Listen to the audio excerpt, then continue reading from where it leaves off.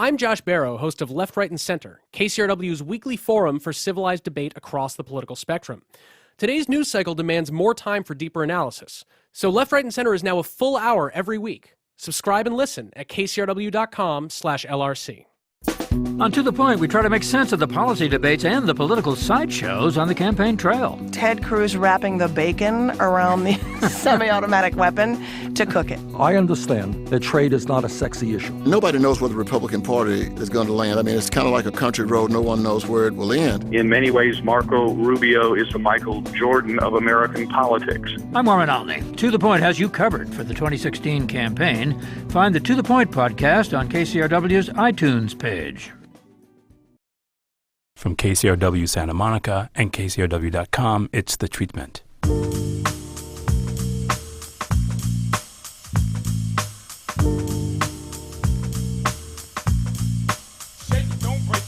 Welcome to The Treatment. I'm Elvis Mitchell. You know, one of the fun things about having the show now in its 20th year is I like to think there are people who are friends of the show. One of them happens to be sitting across from me now. Let me introduce you the director of his 8th film, The Hateful Eight, that Oscar-winning rabbit, Quentin Tarantino. Hello. Hello. Welcome to the show. How are you? Very good. Good to be here. Good to have you here, too. There's so much to talk about. I guess we should start with The Hateful Eight, and a movie that I happen to have a peculiar and particular relationship with. You should explain it via your relationship with it. Well, I first heard this when it was going to be published. Yes, when you were reading me pages of it, when it had a very different cast to it, and it was going to be something else entirely different. And you were trying things out with it. Mm-hmm. There were scenes you had written that, as we talked about, I said, well, this could be a graphic novel, or you said, I don't know. I think I want it to be a novel, but I don't know. It could be a movie. It could be a mini-series. You had all these thoughts in your head as you were writing these scenes, didn't you? Yeah. I started writing The Hateful Eight, and I was, in particular, if you see the movie now, writing would be considered the first 2 chapters, basically the stagecoach stuff. And during that time, I ended up going on a kind of around-the-world trip with a bunch of different film festivals. I started off in Macau, went to Busan Festival in Korea, then went to Lyon in France, and then I ended up going from Lyon to Mexico, the Morelia Festival. You know, so we see each other in the Lumiere Festival in Lyon, France, and so I'm really excited because I actually have some pages. Hey, it looks like the story. I'm going to do the story, and then it was a kind of a Django sequel that I was writing in script form, but I was thinking about turning it into just like a paperback, just an adventure for Django. And I remember reading you, for all intents and purposes, what was the first 2 chapters of what the movie that exists now. And so we talked about it and stuff, and then I went to Mexico for the last leg of my trip, and I continued writing there. And it was in there that all of a sudden it hit me that what's wrong with this piece is Django, is that basically there should be no hero to this piece. There should be no moral center. There should be nobody for the audience to easily gravitate towards. And I didn't want to corrupt Django as much as I would have to in order to put him in this mix. I wanted the mix to be that there is no hero. Everybody is some version of a bad guy, at least from somebody's point of view, depending on you. You can actually look at almost everything, all the bad things that happen that the characters do or that people say the characters do. You could look at it from those characters' point of view and see why they do them. You could also look at it from another character's point of view and do not forgive them for doing them. And that, to me, that was a very important aspect. I remember talking to you about this when you were in that first section, which had stuff that ended up not being in it at all. Yeah. And we just started talking, I said, well, I guess what really sort of sticks out about this to me, as much as anything you've done, this is really one of these stories where in... And this thing that's very specific to the way you write your characters, every character has a narrative. Yeah. They're all storytellers. And it's all been about, on one level or another, and this goes back to me, in some ways, Reservoir Dogs. And everybody in that, it's that same thing, where everybody thinks they're moral and believes what they're saying, but they all have a story to tell. And this is that too. But in this case, it's the thing where people are aware that the stories they're telling aren't true. Unlike all the other cases, where there's been this kind of belief, people knew in this case. Oh, yeah. I mean, this matches up with Reservoir Dogs very, very well insofar as all the robbers have the reason why they're doing everything that they're doing, and you can find them faulty. for their nefariousness, all right? But they don't look at it that way because that's the life that they've chosen. The one person who knows why he's there, the Tim Roth character, Mr. Orange, and those of you who are real big fans, Freddie Neuendijk is his real name. However, Freddie Neuendijk is the one that's actually made to feel the most guilty by doing what he's doing because he is truly betraying Lawrence Dimmock, a.k.a. Mr. White. And it's a real, genuine betrayal. You know, and there's definitely a section in the movie that if he could snap his fingers and actually just be who he says he is, he would, for not to have to betray this man who's like done everything he can to save him and protect him. But that's just not the way it is. And he's punished for his betrayal. I mean, that was an actually interesting thing because, especially in the case of Reservoir Dogs, that ending right there, when Freddie Neuendijk admits to Mr. White that he's a cop, and Mr. White has to listen to the information. That was actually kind of funny because I was so into Japanese culture, especially around that time. And I was so into samurai movies and so into Yakuza films, the Takakura Ken Yakuza movies, the Teruto Ishii ones, the Kenji Hukasaku ones. I was so into Hong Kong triad movies at that time and Hong Kong gangster films and cop movies and stuff that, you know, I was willing to make the entire story revolve around this moral aspect of right and wrong. A Japanese aspect, actually. But also the Japanese aspect of honor. It's the Japanese aspect of honor. Actually, what it is, frankly, to tell you the truth, it's a special word. It's actually called jingi. It's a word. And if you've ever seen the movies, the Kenji Hukasaku movies, Battles Without Honor or Humanity, that's a very bad translation, English translation for the titles of the movies. The titles of the movies are actually called Fight Without Jingi. Now, they call it honor and humanity because there is not an English language word for jingi, but the Japanese consider honor and humanity very bad translations. And I asked Kenji Hukasaku once to actually give me his, because we were buddies before he passed on, give me his definition of jingi. And he said, jingi is the last thing in the world you want to do, but you must do it. And so Mr. Orange telling Mr. White he's a cop during the 48 seconds that Mr. White can do something about it is his act of jingi. He needs to do it for Mr. White.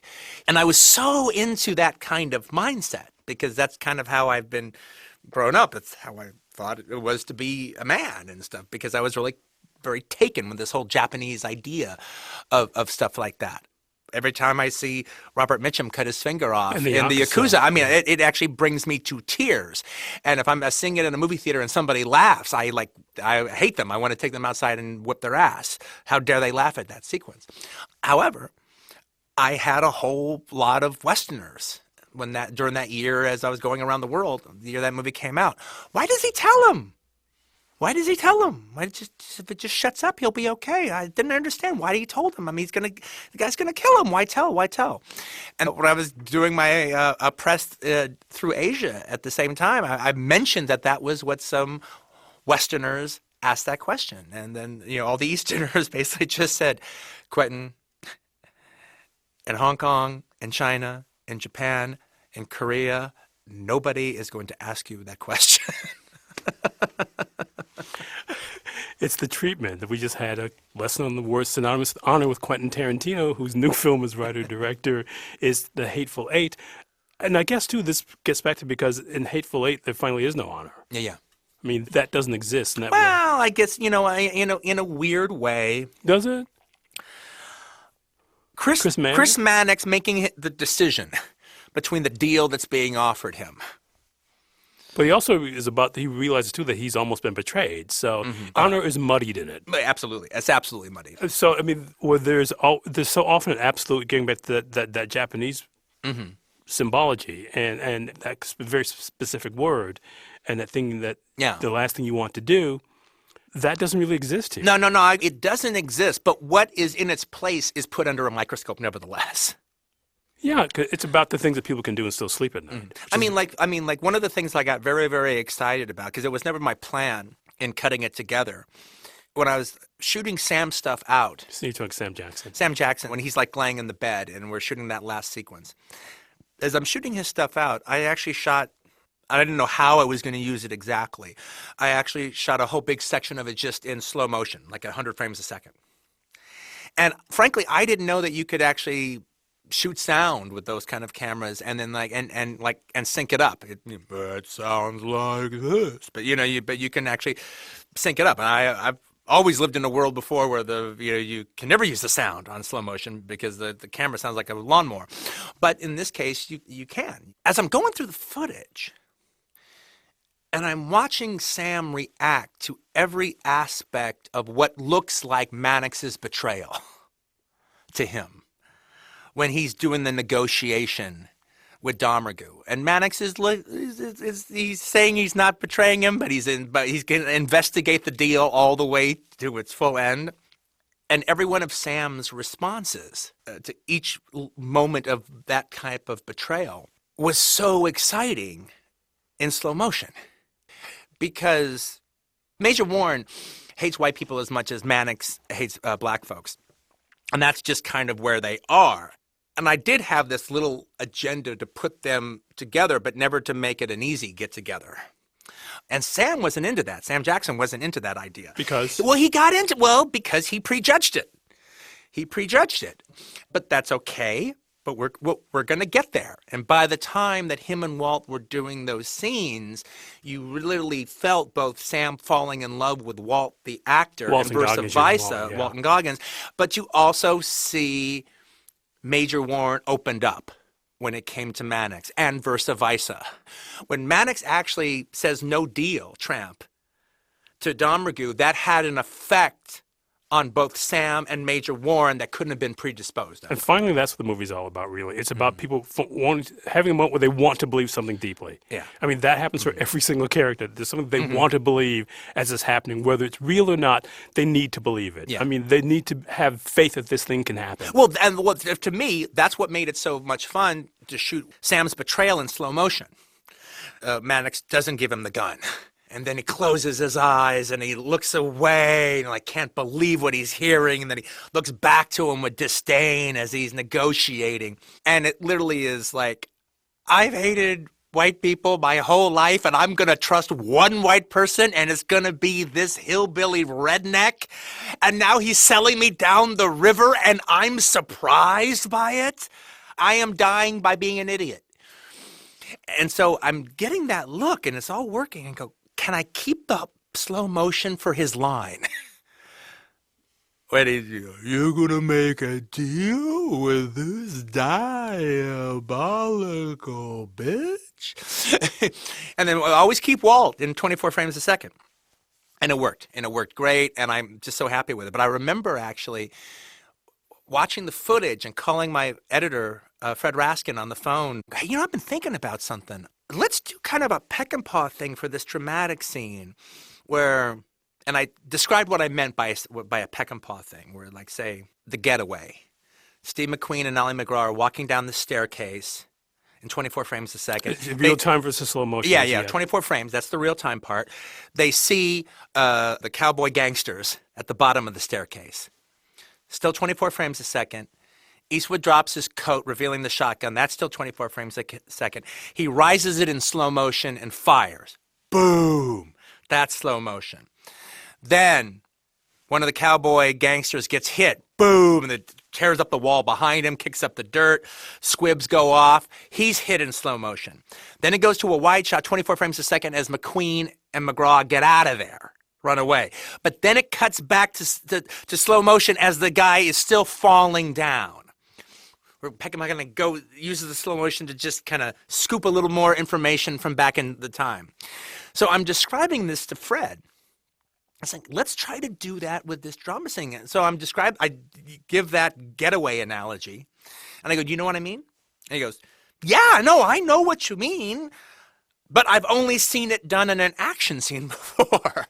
I've never seen that type of editing style brought to a dramatic acting scene. And I go, yeah, I know. I don't know if it's going to work, but if we can pull it off, that'll be something worth doing. And I actually think we really pulled it off. I thought it played really, really good. So this is the point where we take a break. My guest, who just showed you why you should see this movie before you hear the show, is Quentin Tarantino, whose new film is writer-director, is The Hateful Eight. It's The Treatment. There's more to come. Stay with us.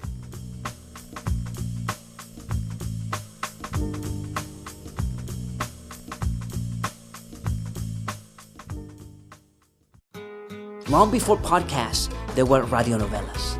Celestial Blood is the first ever to combine the two. One version in English and another one in Spanish. Listen with your grandma, only from KCRW.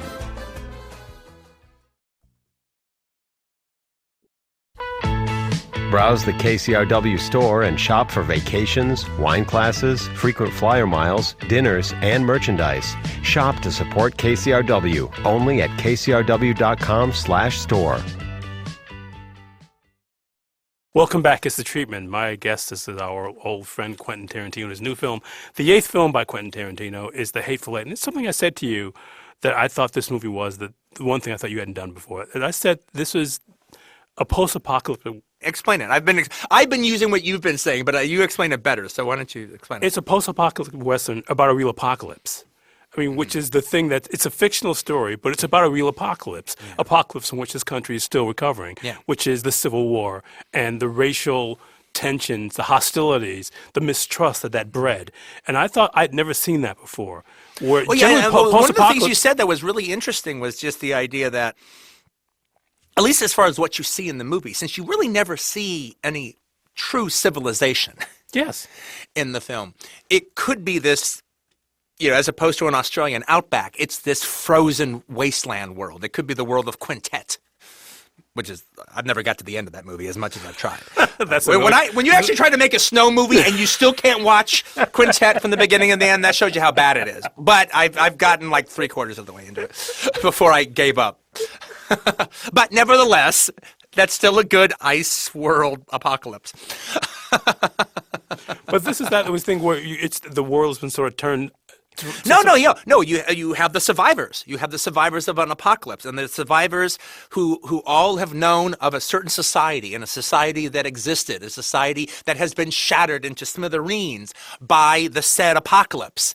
And then these survivors are gathering against this brutal world in this little shelter, and they're all blaming each other for the apocalypse. And in this case, the apocalypse is the Civil War, and it's a genuine apocalypse. No, I thought that was really interesting. And for those people who haven't seen the movie yet, tell the people a little bit what the movie's about, the audience. The idea behind the film is a bounty hunter named John Ruth, played by Kurt Russell, is taking in a prisoner named Daisy Domergue, played by Jennifer Jason Leigh. And he's taking her into the town of Red Rock to be hung. He's going to make $10,000 off the bounty. He's in a stagecoach, and along the way, he ends up picking up two kind of practically hitchhiking characters. One, another bounty hunter, a former a black cavalry officer named Major Marquis Warren, played by Sam Jackson, and he's got 3 dead bodies in tow with him.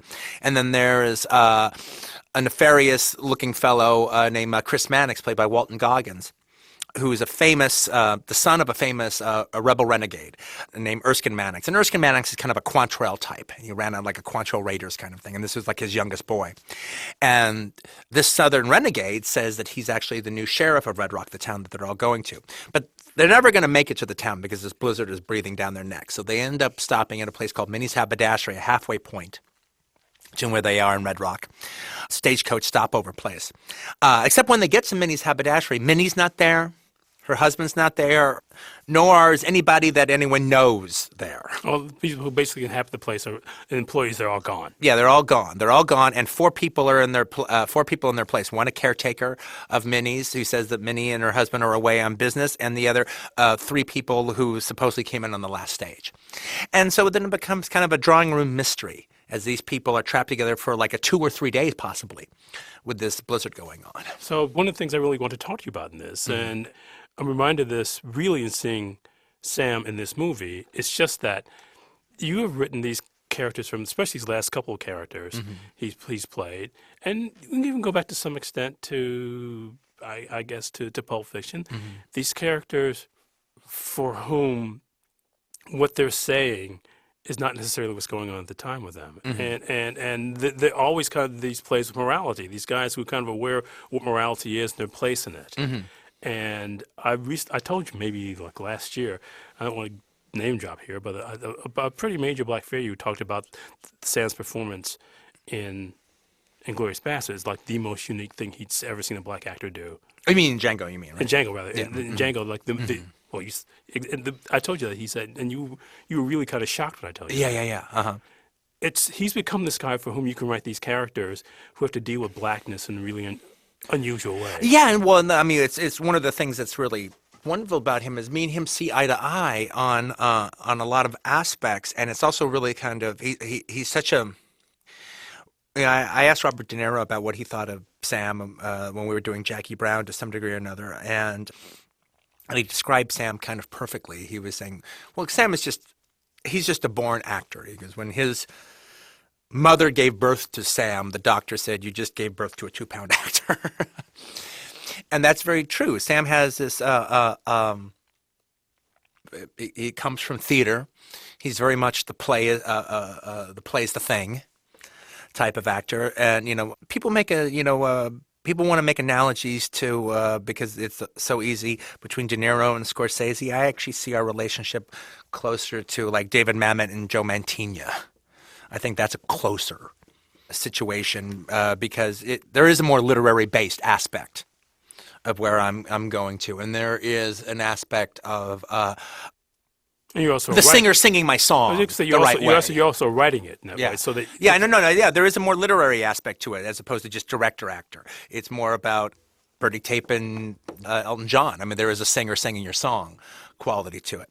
But what's been interesting is how complicated I've tried to make these black characters that he plays, and Major Warren is, no, Stephen is absolutely the most complicated of the whole group, but that was actually wonderful to explore that in and I actually want to get back to entire Stephen. Class aspect of it. Oh, completely. I want to get back to Stephen a little bit just because this person that we're talking about said that he thought it would be years before people got what that character was because he was so superficially repellent that people didn't see the complications in it. And you can almost say there's something about this character with that too.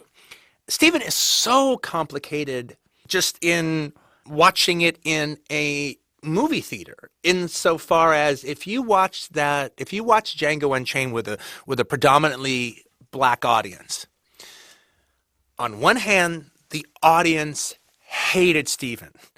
On the other hand, they thought he was the funniest character in the whole movie, and every time Sam, as Stephen, opened up his big mouth and started saying they just fell out laughing from the moment he enters the scene. Now, they're shaking their heads and go, oh, this MF here.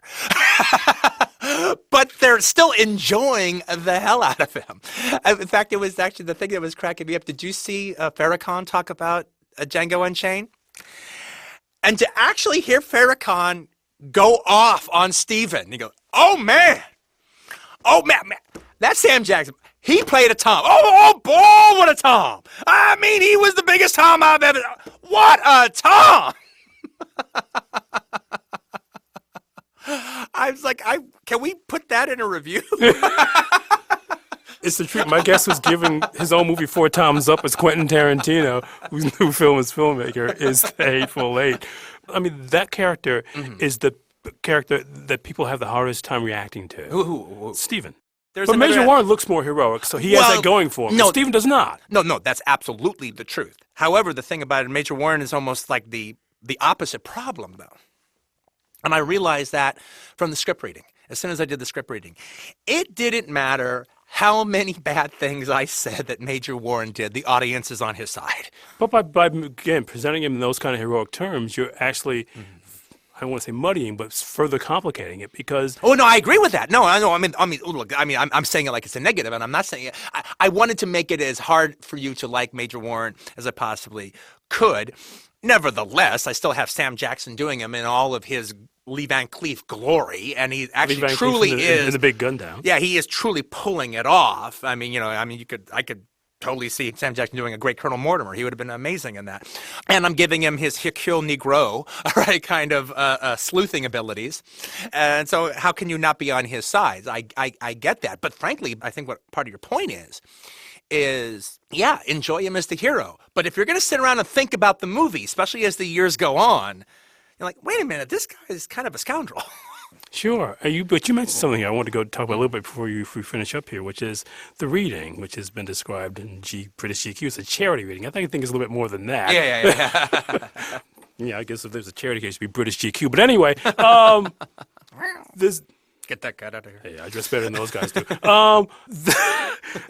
To circle back to where we start with this, of me having a peculiar and particular relationship with this material, is that I have a series that I'm part of at the LA County Museum called Livery, which I want you to be a part of for a long time. We've been trying to figure ways out to do that. And one was going to happen, and then this awfulness with the script leak happened, the leaking of the Hateful Eight script. And then it represented itself, and I'll let you tell the audience how that happened. Well, it was just the idea that the script got out there, it got leaked, and I was like in a very embryonic stage. It was kind of the first time that I wanted to do a different style of writing where I didn't just like write one big draft, but I just wrote like 3 separate drafts, and each new draft taking it to its next place. So when the first draft got out there, it was very embryonic, and so I was really disturbed by the whole thing.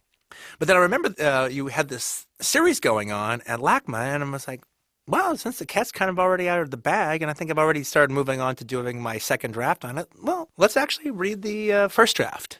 Since it got out there, let's try to turn this negative into a positive to some degree or another. And it was a really great experience. People ask me, and they go, well, did you know in the reading that you were going to do the movie? Did that convince you? I was like, well, we had like 3 days of rehearsal before the reading. So it was like, once I am actually rehearsing the material with the actors for the most part that I wrote it for, then I was pretty, okay, I'm going to do this. Well, I just remember you came up to me afterwards, and the first thing you said was, okay, I'm making this movie. Yeah.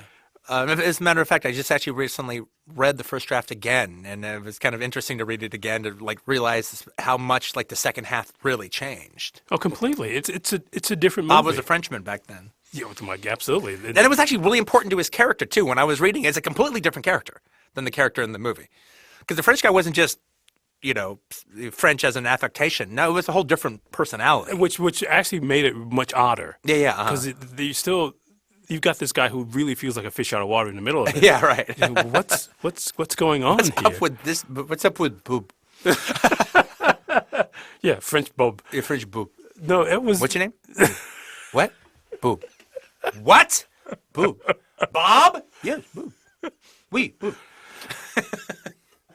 After that, though, as that night, as we were sitting around talking about it, and you were saying, this is a movie now, besides the rehearsing of it, there's a specific moment that it occurred to you that, no, this, because you still have some residual anger about it. Mm-hmm. There's a specific moment that night that made you think, no, I have to go ahead and do this. Well, I think it was basically just the pull of being confident with the material and seeing the audience's response. They actually responded to it in its purest form. Absolutely, yeah. And and they responded, and I'm telling the story, i.e. You're the camera. Yeah, the script direction, which is some of my favorite part of my writing, which nobody ever gets the chance to hear. All right, except for that one time where I was the narrator. Is that one of the reasons you publish all the scripts so people can get a chance to see that stuff? Oh yeah, absolutely. Well, I mean, also I'm proud of them as literary pieces, so I want them to exist that way on bookshelves and stuff. But yeah, no, I mean my favorite writing is the prose writing in my scripts, and that's this writing that's always secret. Well, but you can certainly go out and buy the script, which has a not bad forward to it. Yeah, it has a very good forward. And it takes it all the way down. Yeah, it brings it right down to its mystery roots, actually, in a lovely, lovely way. Well, the author worked very hard on that. We're out of time. These things always go so fast. You know you're welcome here whenever you want. Oh, thank you so much. There's nothing about having a movie to promote. I wish, in fact, you come here more like what you did last for the New Beverly and just talk if you want to do that. I would love to. That'd be great. We're out of time. My guest is Quentin Tarantino, whose new film as writer, director, and dramatist is The Hateful Eight. A recording engineer here at NPR West is Leo DeLaguila. The show is mixed by Kat Yor. It's edited by Blake Veit, who's the associate producer. Ask yourself a question. Why are so many Quentin Tarantino movies shown during the Christmas season? I'm Elvis Mitchell. It's The Treatment.